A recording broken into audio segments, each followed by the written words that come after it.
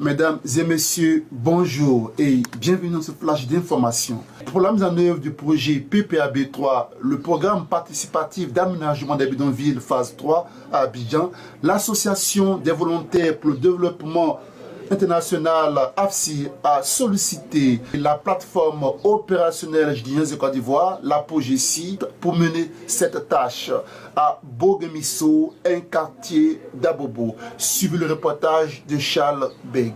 Le programme participatif d'aménagement des bidonvilles pour la phase 3, financé par l'ONU Habitat et mis en œuvre par AFSI, l'association des volontaires pour le développement international, sera réalisé dans 3 quartiers d'Abidjan, Bogemiso, Anokwa et Biafra. Pour la mise en œuvre de cette activité, la plateforme opérationnelle Jeunesse et Côte d'Ivoire, partenaire AFSI, a été sollicité pour mener une enquête de pouvoir finaliser le fonds de gestion des capacités des populations afin de permettre à certains jeunes de bénéficier de certains accompagnements. Notons que la 3e phase pilotée a été précédée au début par le BNET en 2015. Yannick Brou, responsable suivi et évaluation de ce projet, est à notre micro. Nous sommes aujourd'hui dans l'un des bidonvilles qui est pris en charge dans le cadre du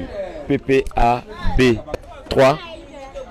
Donc c'est un projet qui est mis en œuvre à travers, qui est financé par l'ONU Habitat, mis en œuvre par AFSI, qui est l'association des volontaires pour le développement international.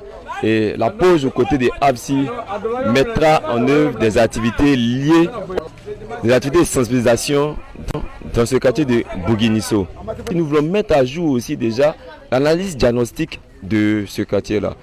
Sachez qu'on va pouvoir s'attendre à des activités de sensibilisation, à l'amélioration des conditions de vie des résidents de ce quartier à travers un environnement sain, à travers la mise en œuvre et l'appropriation des bonnes pratiques.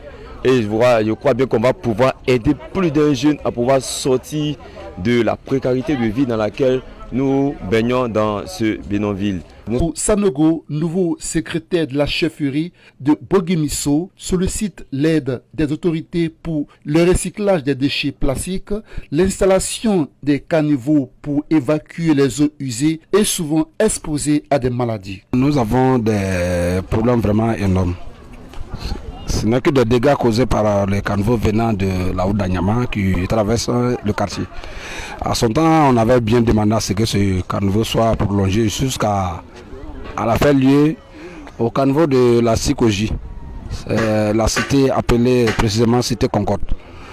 Bon, mais Dieu merci, cela n'a jamais été fait, mais il fait jamais temps pour bien faire.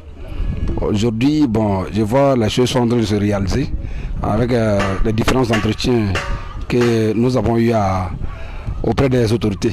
La protection de notre environnement est une affaire de tous. Alors, nos entreprises chargées du nettoyage des rues et de l'entretien doivent procéder à l'installation des poubelles dans chaque endroit et au nettoyage des eaux usées. Merci de nous avoir suivis dans ce flash d'information et bonne suite de programme sur Record TV.